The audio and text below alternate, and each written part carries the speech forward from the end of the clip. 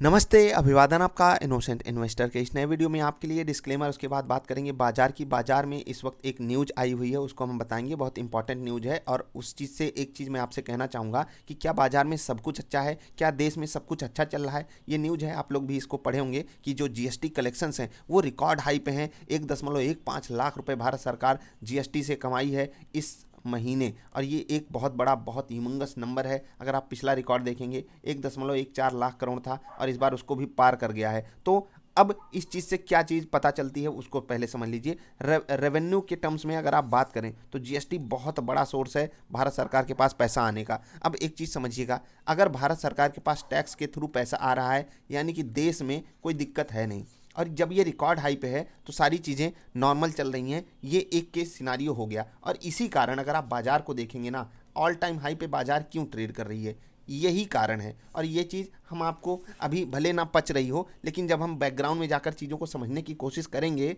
तो हमको ये बात तो पता चलेगी कि जिसको खाना है, जिसको पीना है, जिसको गाड़ी चलानी है वो चलाएगा ही चलाएगा, जिसको घर खरीदना है वो खरीदेगा खरीदेगा। और इंडिया जैसी इकोनॉमी जहाँ पर अभी डेवलपमेंट के बहुत बड़े स्कोप बचे हैं, वहाँ की जो भी मार्केट होगी वो बुलिश ही चल सकती है। चलिए यहाँ पर हम ग्लोबल सेंटिमेंट्स को भी जोड़ नहीं रहे हैं, ग्लोबल सेंटिमेंट्स बेहद पॉजिटिव हैं, इसलिए बाजार इतनी ऊपर है। नहीं तो हमारे यहाँ के डीआईआईज तो खरीदने में इतना यहाँ उत्सुक है नहीं।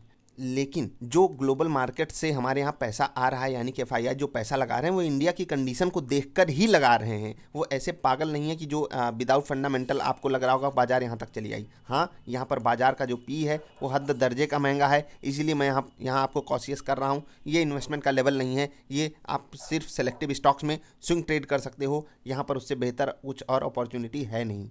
मैं जो जीएसटी की बात कर रहा हूँ इसकी बात इसलिए क्योंकि बहुत से लोग सवाल पूछते रहते हैं कि सर मार्केट इतने ऊपर क्यों है, इतने ऊपर क्यों है। अब आप ये न्यूज़ जाकर पढ़िएगा और इसके पीछे की कहानी को समझने की कोशिश कीजिएगा।